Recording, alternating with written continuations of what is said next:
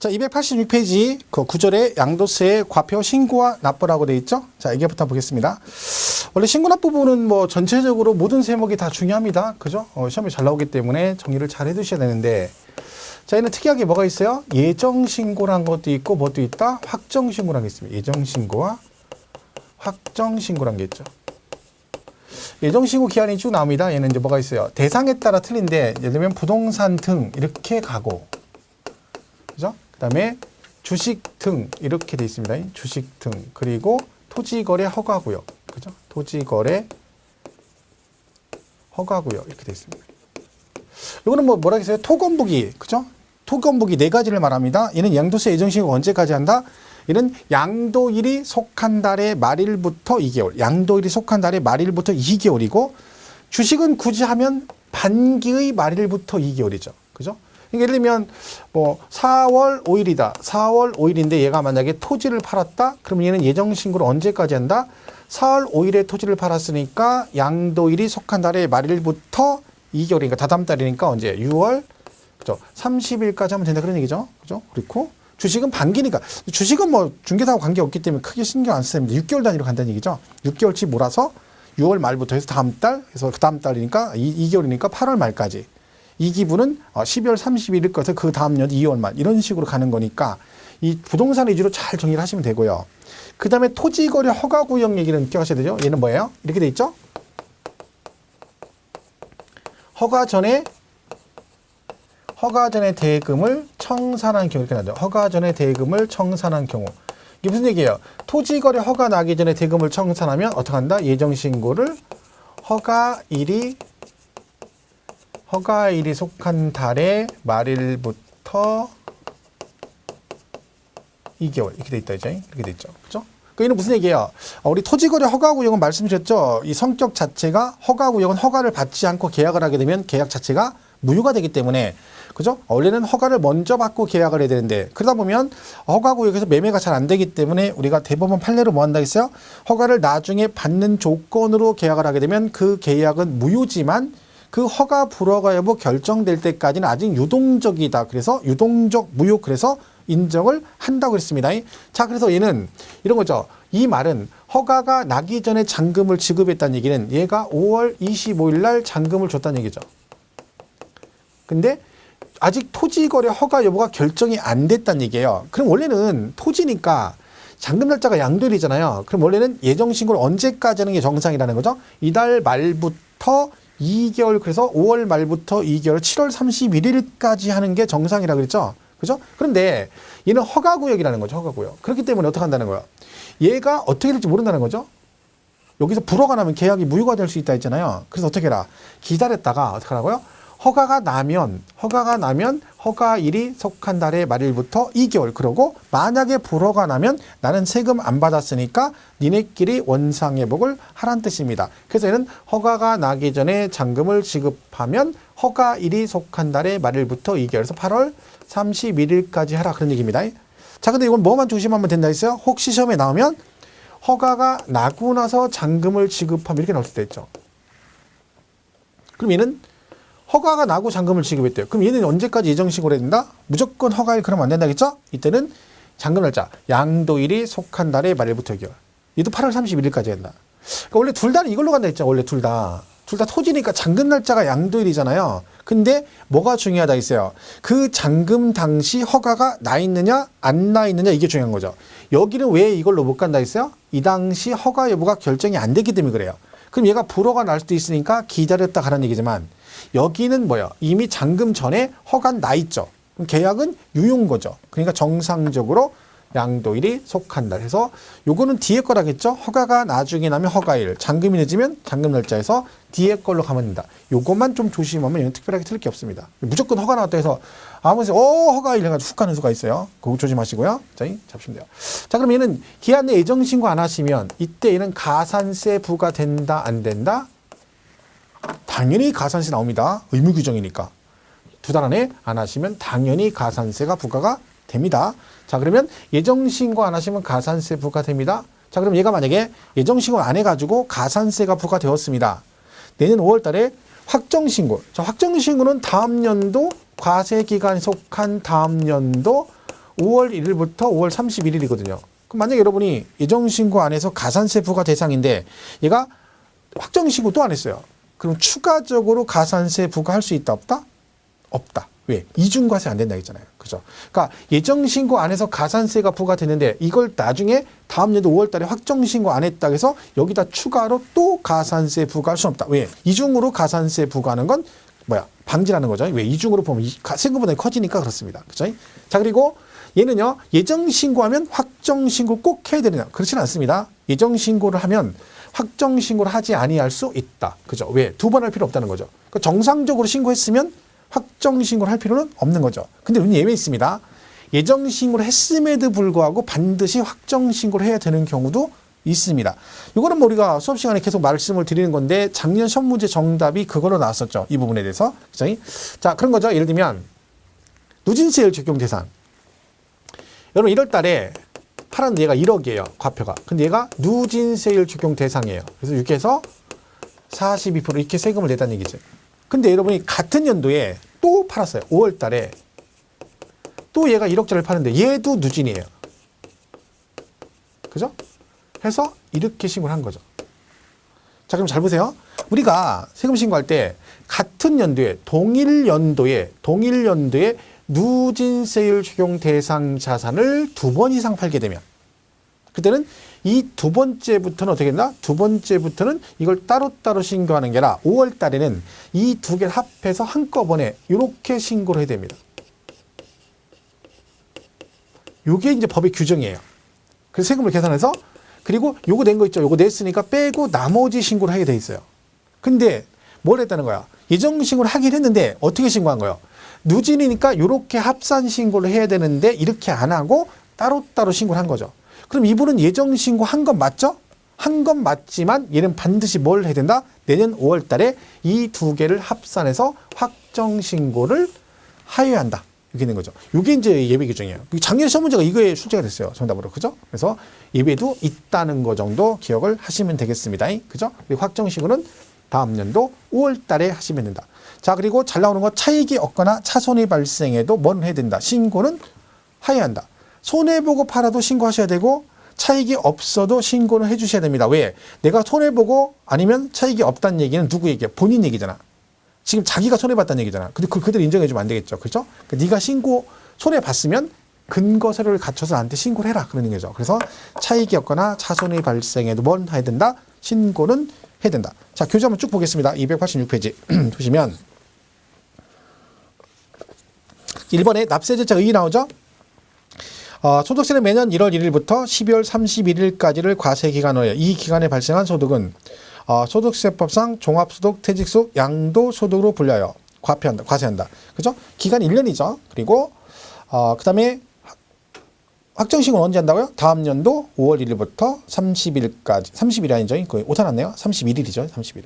5월 1일부터 5월 31일까지 확정신고함으로써 확정된다. 근데 얘는 뭐가 있다? 예정신고가 있다는 얘기죠. 납세지는 뭐 거주자 비거주자 나눠서 거주자는 주소지.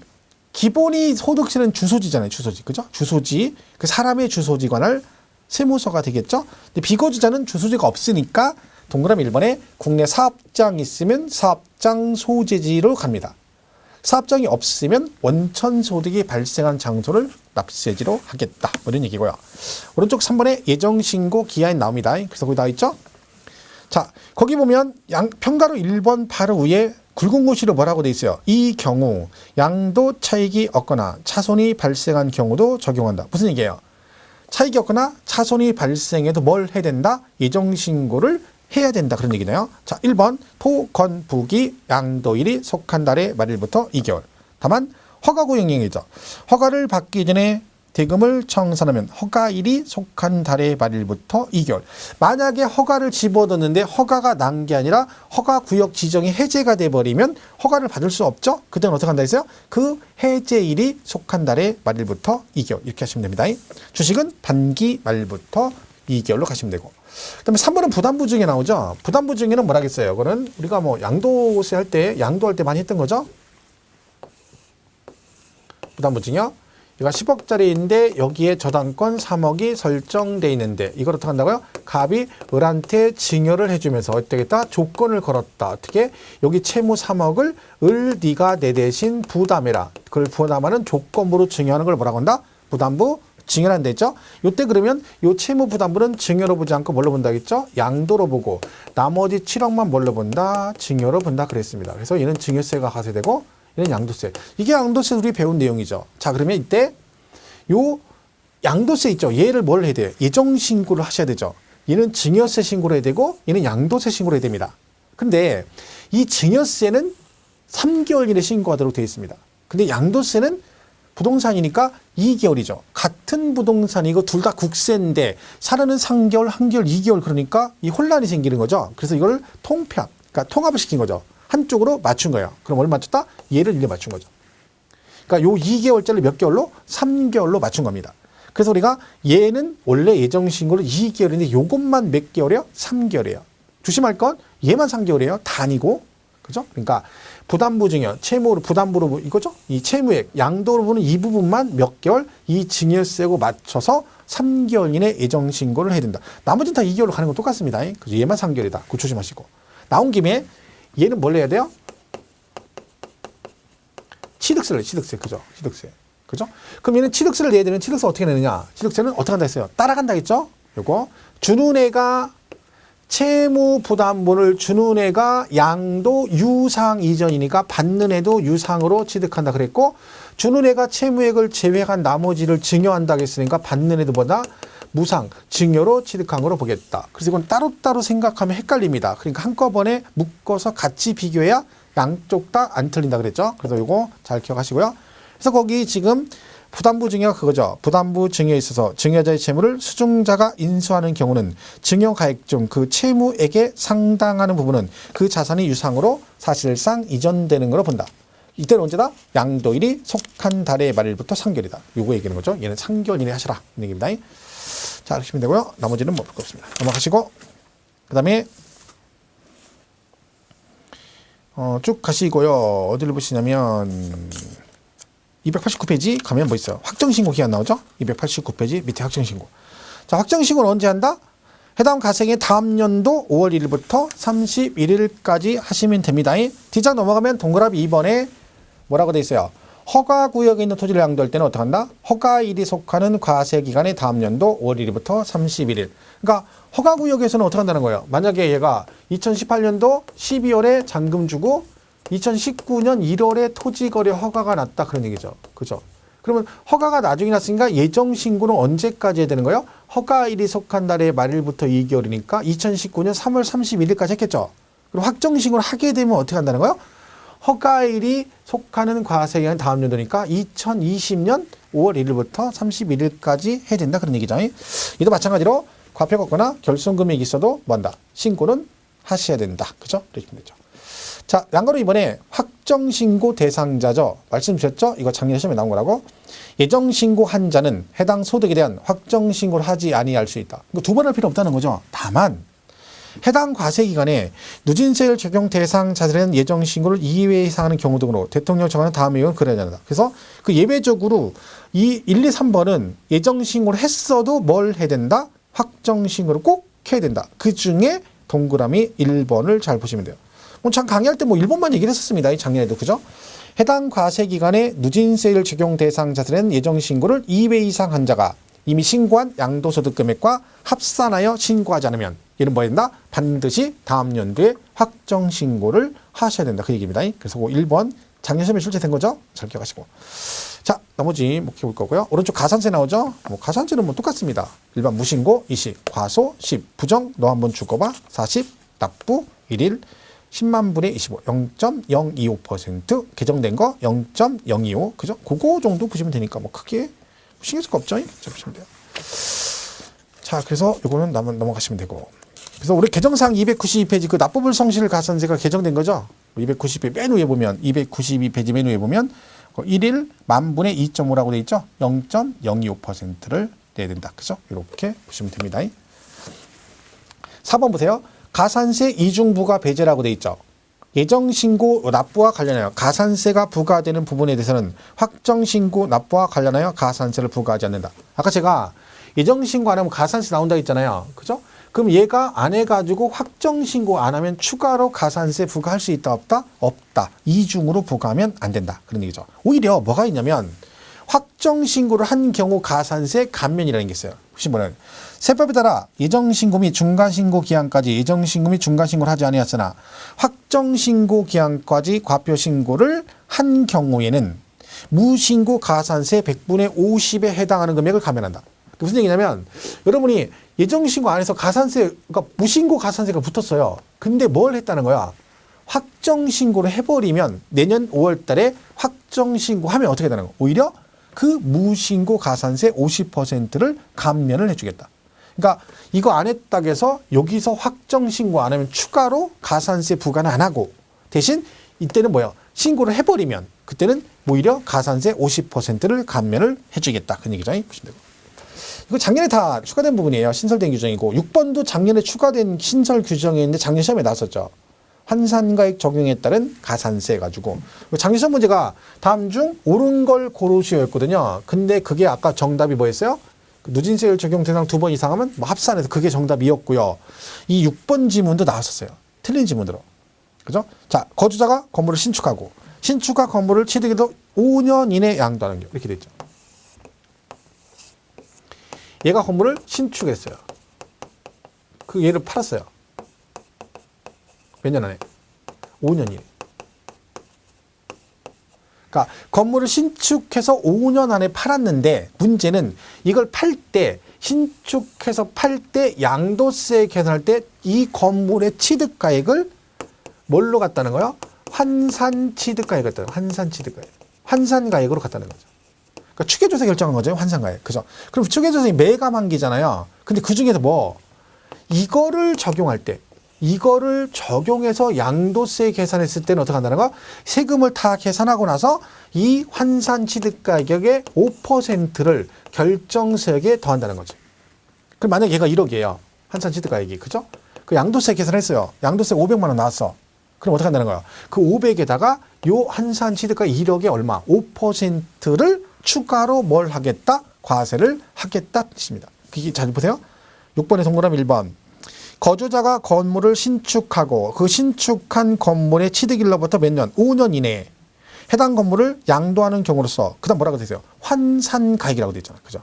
환산가액을 그 취득가액으로 하는 경우는 해당 건물의 환산가액의 100분의 5에 해당하는 금액을 양도소득 결정세액에 더한다. 그러니까 조심할 건 환산가액을 할 때만 세금 계산하고서 이 환산가액의 5%를 그 양도세 결정세액에 추가로 더해서 과세하겠다. 이게 이제 작년 시험 문제는 취득가액 이렇게 나왔어요. 취득가액. 취득가액 산출세액인가? 뭐라고 나왔었죠? 그게 아니라 뭐 환산가액의 5%를 한다 추가를 하겠다. 그런 얘기입니다. 시험에 나왔었죠. 자, 그래서 보시고. 자, 이게 이제 뭐다? 신고 납부 등에 관한 얘기다. 이렇게 보시면 되겠습니다. 자, 그러면 우리가 취득세, 양도세는 뭐 이렇게 신고 납부하시면 되고 취득세도 신고 납부죠. 취득세는 취득일로부터 60일 안에 신고 납부하셔야 되고 안 하면 얘도 뭐가 나오고 가산세가 붙고 가산세가 붙으면 징수 방법이 뭘로 바뀐다? 전부 다 보통징수로 바뀐다겠죠? 그래서 우리가 취득세와 등록세는 공통사항이 가산세가 붙으면 보통징수고 가산세 아닌 건 다보다 신고납부다라고 기억하시라 했죠. 그래서 우리가 나머지가 뭐예요? 일반과세에다가 중과세 되거나 비과세, 과세 면제받았다가 과세가 되면 얘는 전부 다 며칠 안에 60일 안에 뭐해라? 신고하고 납부해라. 이 60일 개정된 거고 여기 신고납부 보통징수 아니라는 거. 그죠? 꼭 기억하시고. 취득세는 뭐도 있어요? 중가산세 규정도 있습니다. 중가산세 미등기 선매. 그죠? 신고 않고 팔아먹다 걸리면 산출세액의 100분의 80을 가산해서 얘도 뭐다? 보통징수라는 거 기억하셔야 돼요. 가산세나 보통징수. 그죠? 중가산세는 특징이 취득세만 있고 등록세는 해당 사항이 없습니다. 중가산세 적용하진 예외 규정이 있죠. 원래 등기 등록을 필요로 하지 않는 자산은 미등기 선매가 아니기 때문에 중가산세 적용하지 않고 그죠? 그 다음에 대신 각종 회원권은 예외로 했죠. 골프 회원권 등은 예외적으로 중가산세 적용을 하고 그리고 간주 취득은 중가산세 적용하지 않는다. 시험에 잘 나온다겠죠? 그걸 잘 정리해 주셔야 되고요. 그죠? 이렇게 보시면 되고. 얘는 취득세는 60일인데 상속은 상속 개시일이 속한 달의 말일부터 6개월, 외국에 있으면 9개월. 상속 개시일 아니고 속한 달의 말일부터 여러분.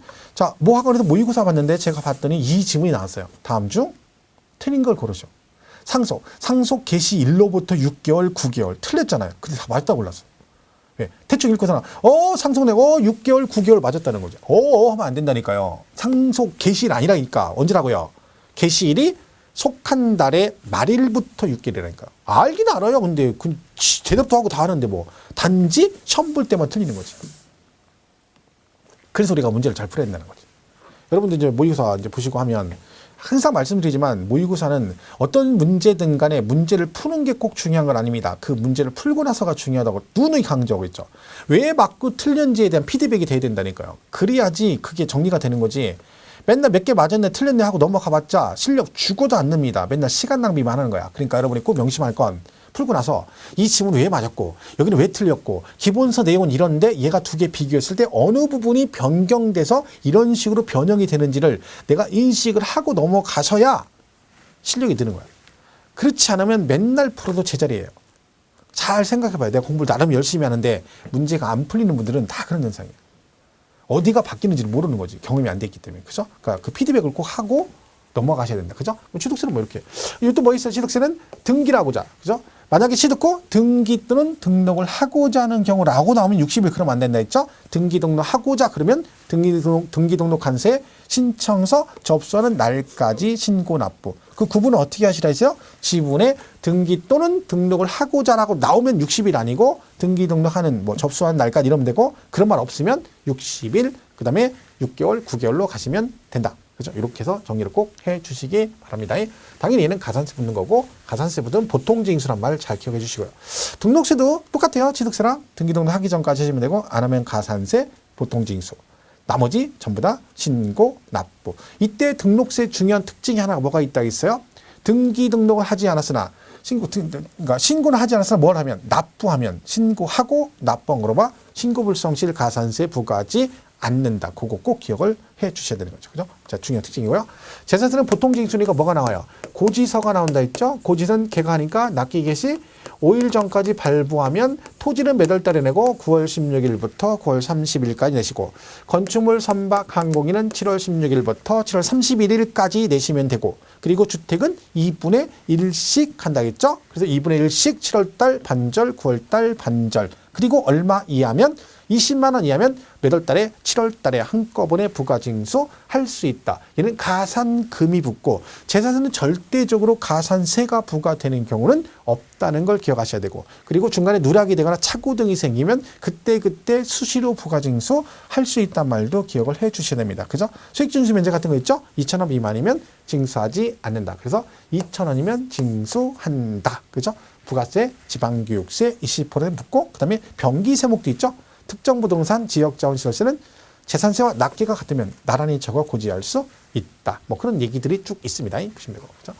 종부세는 납부 방법이 원칙 정부 부과 과세기간이 부과기간이 12월 1일부터 15일이라는 거 꼭 기억하시고 이거 안 내면 가산금 붙고요. 예외적으로 신고 납부 가능하다. 종부세. 이때 기간 똑같죠? 1일부터 15일. 이때 얘가 신고를 안 하면 무신고 가산세는 부과될 수가 없지만 뭐는 나올 수 있다? 그렇죠. 과소신고 가산세는 부과될 수 있다는 거 기억하셔야 되죠. 요거 작년 시험에 나왔던 거예요. 잘 기억하시고. 그리고 얘가 신고 납부를 선택하면 과세권자의 결정은 없었던 거로 본다. 뭐 이런 얘기도 배웠습니다. 잡으시고. 자, 그다 치고. 자, 이제 292페이지 분납이랍니다. 분납. 자, 분납은 세금을 나눠서 내는 거죠. 분납 나눠서. 자, 기준금액이 얼마예요? 그죠. 1,000만 원을 초과하면 분납할 수 있습니다. 기간은 기한 지나고 2개월 이내. 그죠? 이거는 뭐 계속 누누이 강조하지만 최근 시험에 작년 시험에도 출제가 됐습니다. 이 비슷한 문제가. 얘는 얼마를 분납할 수 있는 이거를 정확하게 기억을 하셔야 된다 그랬죠. 자, 얘는 얼마를 분납할 수 있다? 2,000만 원 이하일 때는 얼마를 분납할 수 있고 1,000만 원 초과 금액. 그죠? 1,000만 원 초과 금액을 분납할 수 있고 2,000 초과면 100분의 50 이하 금액을 분납할 수 있다라고 되어 있습니다. 100분의 50 이하 금액을 분납할 수 있다. 이렇게 되어 있는 거죠. 그죠? 자, 그래서 요 말뜻을 이해해야 돼요. 요 말뜻, 얘가 뭐다? 예정신고 기한. 지나고 2개월. 그죠? 이 얘기죠. 자, 그러면 요 금액은 1번과 2번 기간 중, 얘가 신고납입 기간이죠? 자, 언제 낼 수 있는 금액을 말한다 했죠? 동그라미 2번, 얘들은 이거와 이거 중에 언제 낼 수 있는 금액을 말한다? 항상 요때 낼 수 있는 최대 금액을 말한 겁니다. 최대 금액. 그죠? 이거 중요하죠? 요 개념을 이해를 했죠? 재산세 할 때 설명되고 종부세도 마찬가지. 그죠? 요걸 잘 기억하셔야 돼요. 그러니까 만약에 내가 1,500만 원 나왔다. 재산세가 양도세가 1,500이다. 그럼 여기 들어가죠? 그럼 얼마? 1,000만 원 초과 금액인 얼마? 500만 원. 그게 뭐라는 겨? 요때 낼 수 있는 최대 금액이 500이라는 얘기죠. 기한 내 무조건 1,000은 내야 된다는 얘기지. 이 얘기죠. 그죠? 그럼 이해는 된다 했어요. 1,100에 400. 된다, 안 된다? 된다. 그 이해는 된다, 안 된다? 900에 600. 안 된다. 왜? 1,500일 때는 1,000만 원 초과 금액인 500만 원이 최대치라는 거죠. 이해 가시죠? 그 개념을 이해를 잘 하셔야 돼요. 그럼 재산세를 설명드릴 때가 똑같은 개념이에요. 그죠? 그리고 뭐 2,000 초과다 그러면 얼마? 100분의 50 이하 금액. 과거 뭐 양도세에서 문제 3,600만 원인 경우 최대 1,800만 원까지 분납이 가능하다. 맞고. 작년 시험 문제 재산세에서 재산세 납부세 600만 원이면 얼마? 100만 원까지 분납할 수 있다. 맞죠? 왜? 500, 1,000만 원 이하, 1,000 이하면 500 초과 금액인 얼마? 100만 원을 분납할 수 있다. 그죠? 이렇게 나온다니까, 시험에. 그러니까 이것만 외우면 안 된다는 거지. 이 말뜻이 뭔지를 정확하게 이해하는 게 중요합니다. 그죠? 문제를 많이 푸는 게 중요한 게 아니라니까요. 여러분, 왜 그런지에 대한 게 정확하게 알아야 되는 거죠. 그것만 잘 구분하고 가셔도 뭐 문제를 크게 틀 건 없습니다. 그죠? 근데 대충 넘어가려니까 자꾸 문제를 틀리게 되는 거죠. 자, 분납은 얘만 되는 건 아니죠. 그죠? 재산세 분납됩니다. 얘는 얼마예요? 500만 원 초과의 기간 어떻게? 2개월 이렇게 돼 있죠. 근데 종부세는 어떻게 돼요? 종부세는 250만 원 초과죠. 그죠? 기간은요? 6개월. 그죠? 그리고 양도세가 지금 아는 대로 1,000만 원 초과 이렇게 된 거예요. 2개월. 이렇게 되죠. 재산세는 500초가 2개월, 종부세는 250초가 6개월, 얘는 1,000만 원 초과 2개월. 종부세는 올해 개정상이니까 잘 기억하셔야 되죠. 250만 원 초과에 6개월로 개정이 됐기 때문에 그럽니다. 야, 292페이지 그 분납 요건 나오죠. 맨 밑에. 거주자로서 예정신고 납부 또는 확정신고 납부에 따라 납부세액이 각각 1,000만 원 초과하면 기한 지나고 2개월 내에 분납할 수 있다. 이거 시험에 뭐라고 나왔냐면 예정신고 납부도 분납이 가능하고 확정신고도 분납이 가능합니다. 근데 얘는 뭐 예정신고는 안 되고 확정신고 시에만 분납이 가능하다. 땡 틀렸고요. 둘 다 된다는 거 참고로 알고 계시고요. 시험에 나온 적이 있기 때문에. 그죠? 자, 그래서 거기 올해 분납 한도에 나옵니다. 293페이지. 2,000 이하면 1,000 초과, 2,000 초과면 100분의 50 이하 금액을 분납할 수 있다. 그죠? 이렇게 기억하시면 됩니다. 됐죠? 보시면 되고. 자, 넘어가고 294페이지. 거기 뭐 있어요? 결정, 경정이란 말이에요. 결정, 경정. 용어 나오네.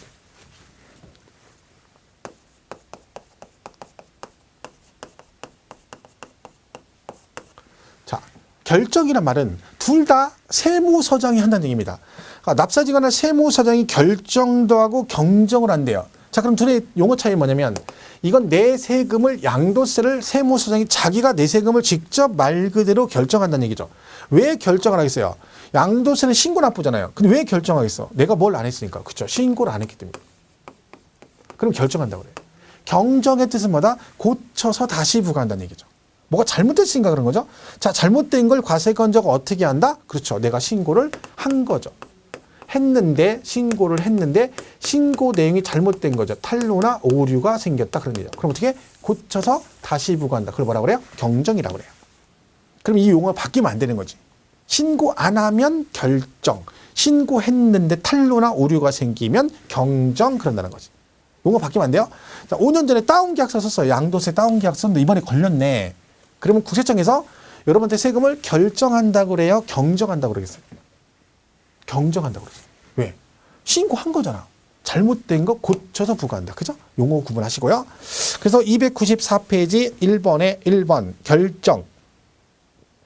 납세지 관할 세무서장 또는 지방국세청장은 예정신고를 하였을 시에 또는 확정신고할 자가 그 신고를 하지 아니한 때는 당해 거저의 양도세 권벌을 뭔다? 결정한다. 결정한다.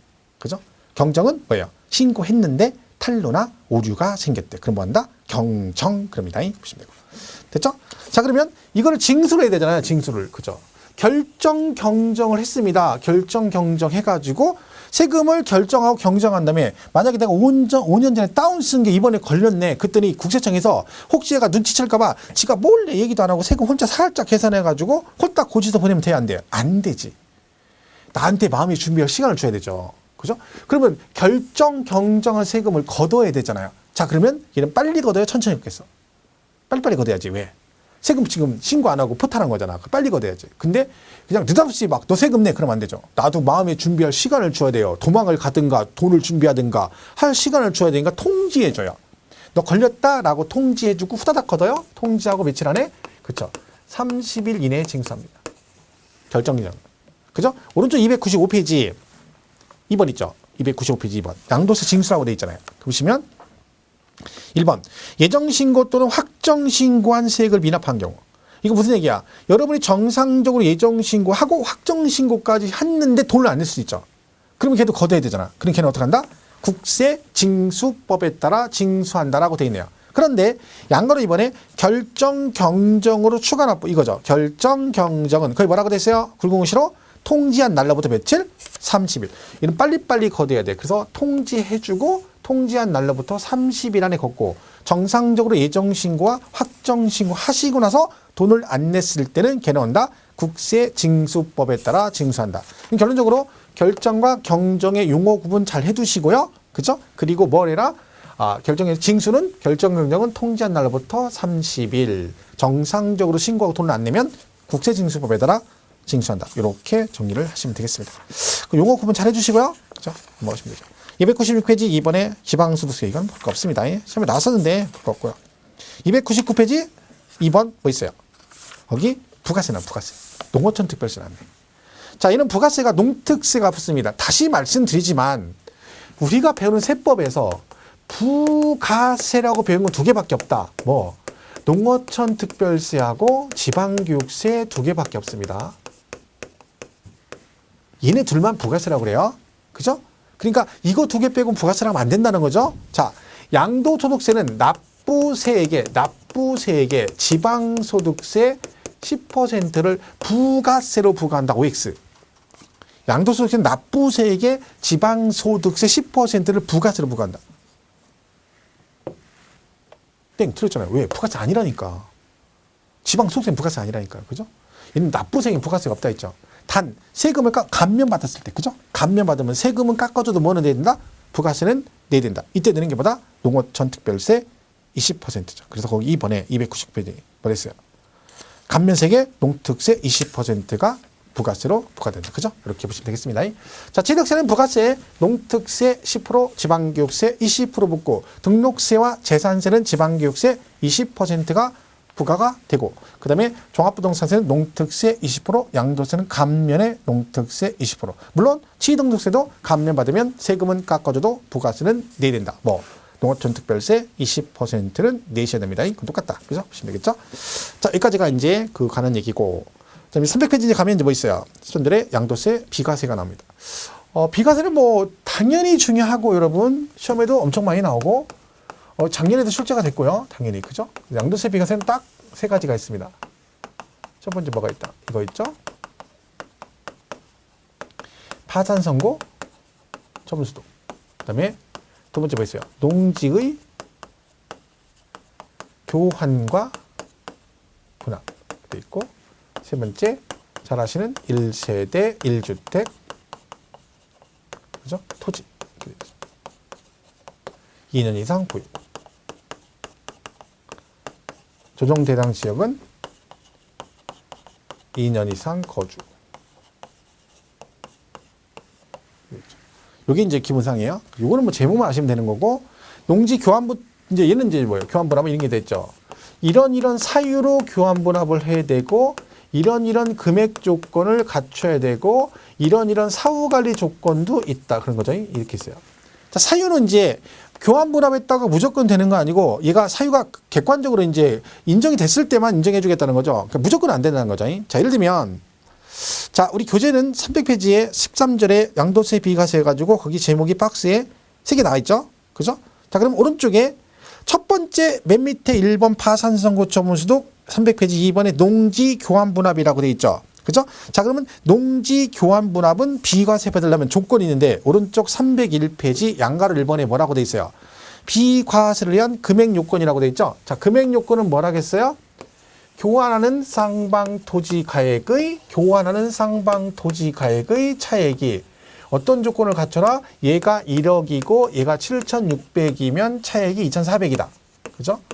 그럼 이 차익이 어떤 조건을 갖춰라? 두 개 중에 큰 토지 가격의 4분의 1 이하야 된다. 뭐가요? 얘가요. 그런 거죠. 그죠? 그러니까 조건이 뭐예요? 거기 양가로 1번에 농지를 교환 또는 분합하는 경우로서 교환 또는 분합하는 쌍방 토지 가액의 차익이 가액이 큰 편의 4분의 1 이하다. 이 4분의 1 은근 잘 나옵니다. 뭐 3분의 1, 2분의 1 막 이렇게 나옵니다. 잘 보시고. 그다음 교환 분합 사유 나오죠? 그러니까 교환 분합은 이런 사유로 교환 분합 했을 때만 비과세를 해주겠다네요. 1번 국가 또는 지방자치단체가 시행하는 사업으로, 그러니까 국가나 지자체가 시행하는 사업으로 인해 교환 분합. 2번 국가나 지자체가 소유하는 토지와 교환 분합. 걔네 가지고 있는 거 아니면 농어촌정비법이나 농지법 기타 법에 따라 교환 분합. 그러면 개인과는 안 되느냐? 되는 경우도 있습니다. 4번이죠. 경작상 필요로 교환 분합. 그러니까 얘네 둘이 왜 교환 분합했어? 경작상 필요. 농사짓기 편하려고 교환 분합을 할 수도 있다는 얘기죠. 자, 이러면 사유의 개인 간의 거래는 경작상 필요를 할 수 있는데 이때 경작상 필요는 사후관리 조건이 있습니다. 왜? 네가 농사짓기 편하려고 교환을 한 거잖아요. 근데 얘가 비과세 받아놓고 경작을 안 할 수도 있잖아. 그러니까 뭐해라? 경작상 필요는 무조건 의무적으로 교환으로 취득한 농지를 뭐해라? 3년 이상 작용을 해야 됩니다. 농사를 져야 된다는 거지. 이 기본이에요. 자, 근데 예외가 있어요. 3년 작용 안 해도 되는 경우. 3년 안에 뭐가 됐어? 수용이 됐어요. 수용. 1년 작용하고 뭐가 돼서? 수용돼 버렸어. 그럼 강제 수용된 거잖아요. 그럼 작용한 걸로 봐주겠다는 거지. 돌아가셨어요. 상속이 됐어. 아버지가 1년 작용하다 돌아가셨어. 그러면 아버지가 1년 작용하다 나 작용을 짜증나서 그만하란다. 그럼 일부러 가신 건 아니라겠죠. 그러니까 남은 기간 작용하면 상속인이 작용하면 통산을 해줍니다. 자, 그래서 거기 301페이지 동그라미 4번, 2번에 동그라미 4번 경작상 필요해놓고 다만 교환에 의해 새로 취득한 농지를 뭐해라? 3년 이상 농지 소재지에 거주하면서 경작하는 경우에 하나다. 의무적으로 3년은 해야 된다. 근데 맨 밑에 양가로 3번에 3년 경작을 해야 되는데 특례가 있다는 거지. 뭐예요? 1번 농지 취득 후 몇 년 안에? 3년 안에 뭐가 됐대? 수용됐대. 강제 수용된 거네요. 그러면 자동으로 3년 작용으로 봐주고 넘어가서 동그라미 2번에 뭐라고 돼 있어요? 새로운 농지 취득 후 3년 이내에 뭐가 됐대요? 농지 소유자가 돌아가셨답니다. 그럼 어떻게 한다? 그때는 피상속, 상속인이 계속해서 상속받아 경작을 하면 피상속인의 경작기간을 통산을 해주겠다. 아버지가 1년 작용하고 돌아가시면 아들이 상속받아서 남은 2년 하면 인정을 해주겠다. 그런 얘기입니다. 이렇게 보시면 되고. 근데 뭐 거기 보시면 뭐 4번에 비과세 제외된 농지까지 나오는데 이거 많이 나오는 건 아니에요. 그죠? 무슨 얘기야? 내가 농지를 상속받았는데 얘가 주거지역으로 편입되고 편입이 됐다는 거야. 그럼 주거지역으로 편입이 됐다는 얘기는 무슨 얘기예요? 이제는 경작, 이게 뭐 어떤 용도 쓴다는 거야?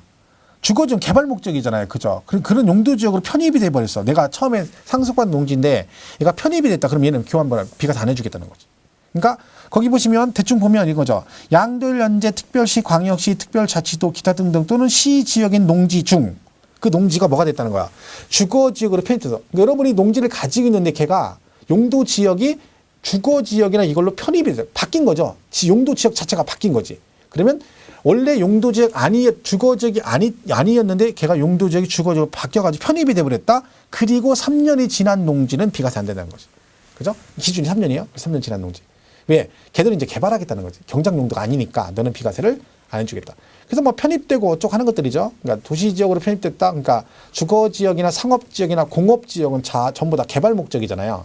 개발 목적으로 편입되면 농사 안 짓는 거니까 3년간은 봐주는데 3년 지나버리면 비과세 안 해주겠다. 뭐 그런 얘기들이에요. 그죠? 그리고 맨 밑에 평가로 이번에 환지, 예정지, 지정된 토지. 그죠? 그러니까 얘가 환지 처분 전에 우리 여러분 좋아하는 공법에 보면 환지, 예정지 배우잖아요. 환지 되기 전에 미리 예정지 지정하죠. 그래서 걔가 뭐가 됐다는 거야? 그 농지가 환지 예정지로 지정되고 3년 지났다. 그럼 너도 비과세 안 해주겠다. 뭐 그런 얘기들인데 제외 농지까지는 너무 깊이 가지 마시고요. 기본적으로 사유, 금액, 4월 이 정도는 무조건 정리를 해 두셔라. 그죠? 요게 이제 농지 보란 얘기입니다. 그 다음에 이제 제일 중요한 뭐예요? 1세대 1주택이겠죠. 1세대가 1주택을 가지고, 그죠? 그리고 토지까지 비과세 받을 수 있고, 그리고 당연히 뭣도 하고 2년 이상 보유도 하고, 일정 지역은 2년 이상 거주도 하고, 뭐 이런 얘기네요.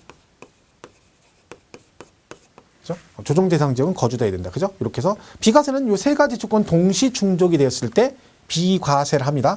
그러니까 1세대가 1주택을 가지고 있다고 비과세가 되는 건 아니고 1세대가 1주택으로 뭘 해야 돼요? 보유기간까지 채워야지 비과세 받을 수 있다. 그런 얘기죠. 그리고 조정 대상 지역은 그 보유기간 동안에 뭣도 해야 된다?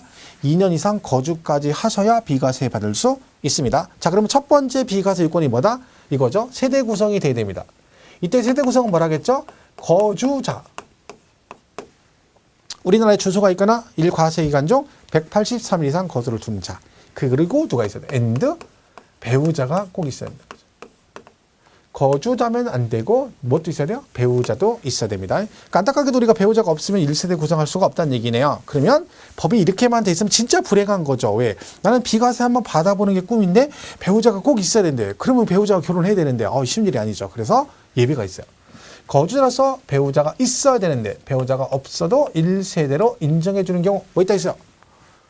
몇 살 이상? 그죠? 30세 이상이면 되고, 배우자가 돌아가셨거나 이혼한 경우, 이번 경력 사원들이 했죠? 있다가 없는 건 경력 인정해 주고, 그리고 체제 생계비 어쩌고저쩌고 해서 소득 있는 경우, 이런 경우는 예외가 있다 그랬죠. 그래서 거기 304페이지 1번 원칙 1세대란 거주자 및 그 배우자가 그들과 같은 주소 또는 거수에서 생계를 같이 하는 자와 함께 구성하는 가족을 말한다. 그러니까 주소가 같아야 됩니다. 자, 근데 항상 주소가 달라도 항상 동일 세대원인 건 누구다? 배우자. 부부는 무조건 동일 세대원으로 봅니다. 주소가 달라도 항상 동일 세대원으로 본다. 그 민의가 보면 배우자 범위 나오죠. 법률상 이혼하였으나 생계를 같이 하는 등 사실상 이혼한 것으로 보기 어려운 경우를 포함한다. 그러니까 사실혼 관계 있죠. 이게 원래도 인정했는데 법 규정에 넣어버렸어요. 올해. 사실혼 관계 있는 경우도 무조건 뭐다?